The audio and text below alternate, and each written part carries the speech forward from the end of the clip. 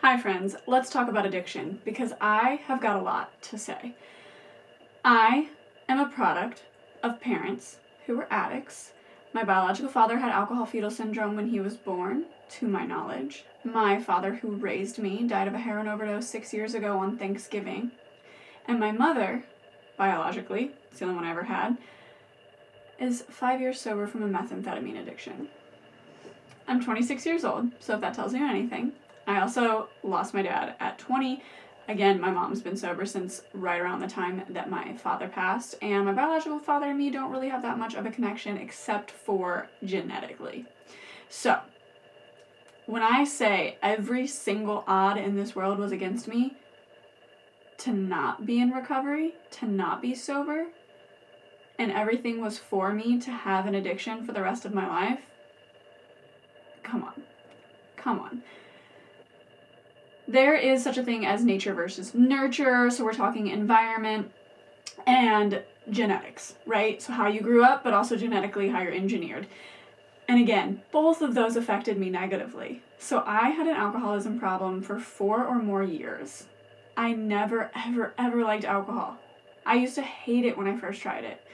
First time I ever tried it, I was 15. My mom never drank. I seen her drink a beer twice and empty it in the sink both times because she didn't enjoy drinking. She got alcohol poisoning, I think, at like 22, and just never could drink again after that. My dad only ever drank beer here and there, like a couple when he would go deer hunting. And I can't remember a time that I seen a beer in his hand. Those are just memories I have. My biological father, there are quite a few instances growing up in my childhood where he would come around, and every single time except maybe 2 out of the 12, I'm gonna just throw numbers out there, randomize that, because I'd say that's in the ballpark village of as close as we're gonna get to accurate, would be belligerently drunk. So I never had the direct influence of people drinking in front of me, but I had plenty of examples of why not to get introduced to heroin or methamphetamine, and both of my parents also smoked marijuana, and that was something that I also partook in the beginning, and it's not something that I look at negatively. It's not something I continue to partake in because I live a fully sober lifestyle now, but, it's interesting to me that I put marijuana down so I could spend more money on alcohol. And it's just something to consider. I'm just being honest. I'm laying all the facts out here. So that is my credentials when I'm talking to you about addiction. Those are my credentials. And there's a message I want to tell you. There's a message I want to convey because this has been on my mind, and I was going to wait till I got a better microphone to film with. I was going to wait till I got a microphone at all. I got a microphone, found out it's not compatible with my camera. And so I was going to wait longer, and I'd already filmed a video in this look, and I was like, no, this message is on my brain. It's on my heart. I'm going to share it with you right now. So I don't want you guys to think that I'm yelling at you, because I'm not, but sometimes you need a little bit of tough love. So if this video found you, it's not coincidence. If you clicked on this and you're struggling with alcoholism or addiction of any kind, it's not coincidence. It's not, let's be honest, okay? So there might be a little bit of tough love in here, but that's literally because I love you. No one ever sat me down and said, Daisy, you have a problem. Both my parents were too distracted, and by the time I got really bad, one was dead, one was in prison. Both my siblings were younger than me, and I shielded them from my alcoholism as much as possible because that wasn't their burden to bear. To bear? Anyway. Yeah. I struggled. It was bad. And no one came to me gently or roughly and said, Daisy, you need help. This is how we're going to do it. There were like a few instances, very, very, very few instances where someone would say like, hey, be careful. Kind of insinuate that they knew that I had a problem, but still would allow me to continue to make the decisions and the choices that I was making around them and in front of them, further enabling me to continue living the way that I was living, which was atrocious, and making decisions that did not line up with my character at all. And there is a whole lot of he said, she said, that was weird, you probably should have done something kind of resentment that I could have that I just don't.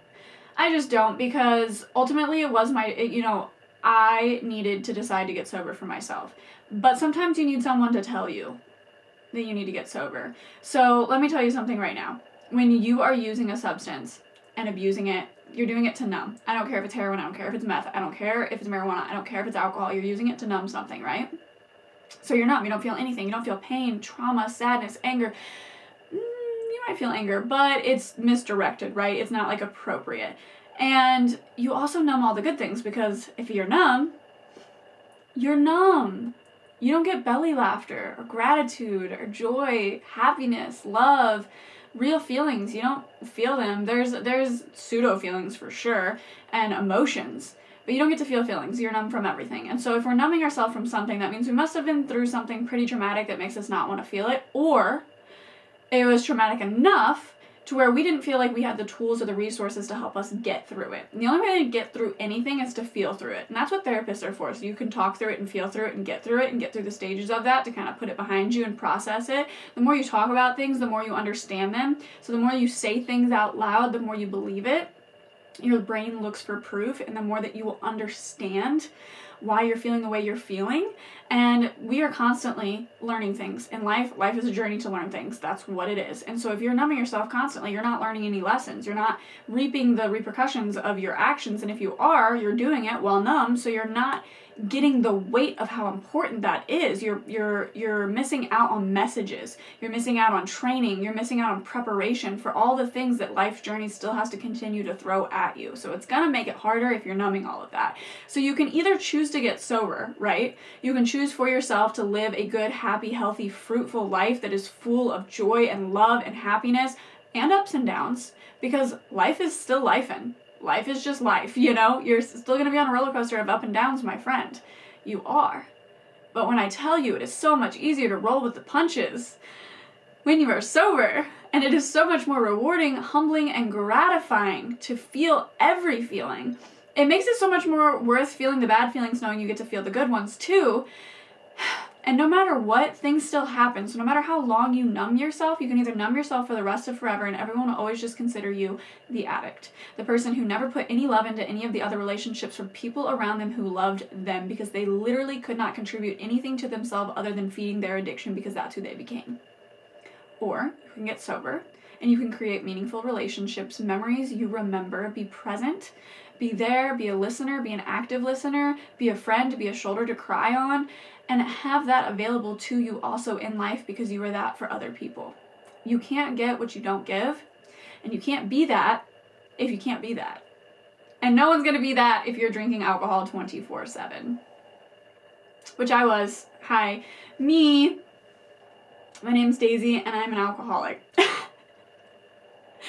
I don't go to AA. A lot of people ask me that. It's just not something that really aligns with my life or helps to contribute to my sobriety. I kind of just like to think of myself as living a life that doesn't include alcohol now. I have a partner who's never even drank alcohol once in his life, so our household is alcohol free. I set very firm boundaries with if I'm able to go to a friend's wedding or not. I'm honest with them, and if they can't understand that I'm not able to be around alcohol on certain days that are harder for me to say no than others, then they're really not a friend that I need in my life, because honestly, all I'm doing is trying to attract people, things, and places that get me further into the position of life that I want to be. Because that's what life is all about. Finding out what you want and going for it. And if you've got obstacles in your way that you are enabling to be in your way, then you only have yourself to blame. And blaming yourself and having a lot of shame and guilt on yourself is something you already have to deal with in sobriety, so you don't really want to add to it, if you know what I mean. Boundaries are hard, but they come with time. And it makes your life a hell of a lot easier, and when you realize that, you won't necessarily be nearly as upset with having to create them or dread them as often. It will kind of just come natural. But when it comes to addiction and thinking, well, wow, she said I could have like a beautiful, gratifying, humbling, fruitful life. Yeah, right. Yeah, I am right. I am. And I'll tell you what, I was the most hopeless, depressed. Like, I literally thought I was a lost cause. I thought I was going crazy. My brain felt like it was shrinking. I didn't have organic, fruitful thoughts. Nothing was creative or inspiring to me anymore. And I remember as a kid just like having all these like inspiring ideas, randomly being so creative and getting sparks of inspiration and creativity and acting upon them and creating things and being such an artistic person who expressed myself through poetry and art and writing and all of those things. None of that happened to me.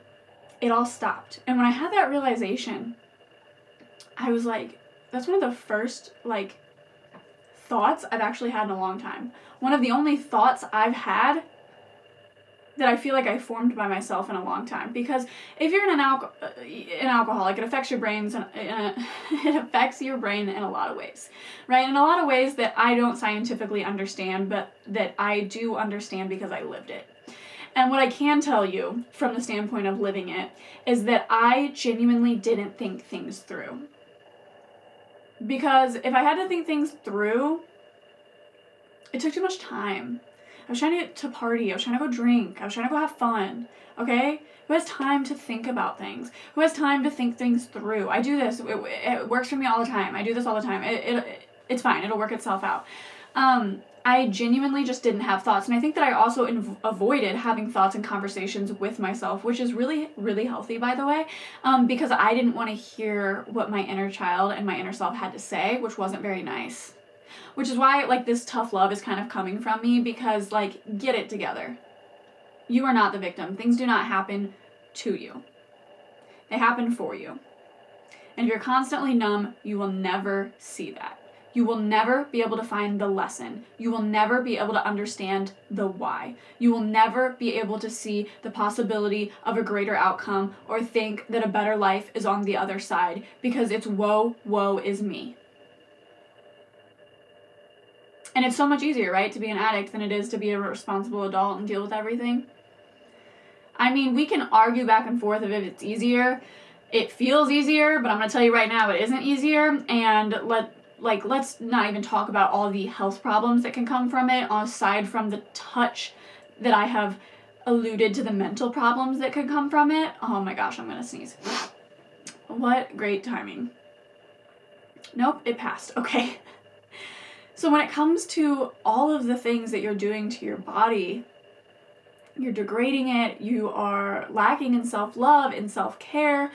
There was a point in time where I didn't brush my teeth and I don't know how long. And that is so embarrassing to admit on the internet, but like, let's be fucking real. I could have cared less that my eyes would open the next morning. The last thing I was doing was having a toothbrush, a toothpaste, water, and standing in the bathroom and scrubbing each individual tooth. Like, are you kidding me? I could not be bothered. And I'm using this real life experience, this real thing that I didn't do to take care of myself, which you really should be doing, to expose to you guys how real and raw addiction is.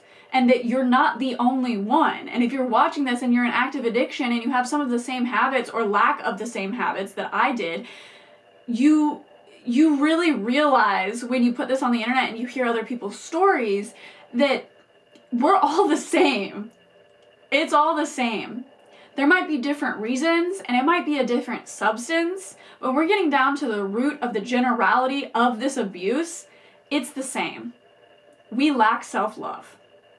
And I don't know where it came from for you. Sometimes I weigh the options of where it came from for me and think, well, that couldn't have been me because I do love myself so much and I'm a Leo and I'm so prideful and I have an ego and all of these things. But it's just the reality of if you're destroying your body like that, you genuinely do not care to live. And it's hard to live a life where you never wanted to make it past 16, but then you did, and then you're 18 and you made it past that, and then you're 20 and then your dad doesn't make it past that. Like, it is so confusing and it's so hard. I truly get it and understand, guys. Like, it's hard. It's confusing, and you're like, where is my life plan at? It is so much easier to just ignore all of this and drink more alcohol. But is it? Is it easier? Or do we just think it's easier in the moment? Because do you really have anything to compare it to? Think about that. Do you have anything to compare if addiction, actively abusing a substance, is easier than living a life in recovery? Is it? Because I promise I can find some people, if you think that it is, to tell you that it isn't. Enough to convince you.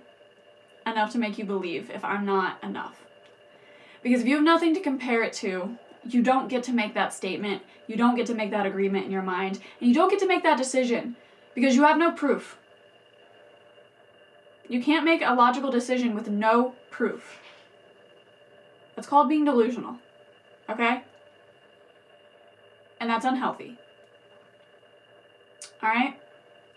So when it comes to addiction, you can either be the person who for the rest of their life abuses a substance to where so many traumatic events pile up and life keeps happening around them to where you were only ever referred to as the addict, as the alcoholic aunt, as the drunk one, as the meth head, as the crack head, as the heroin addict. You can be referred to as all of those things for the rest of your life and never ever be anything or have anything to show for it on your deathbed.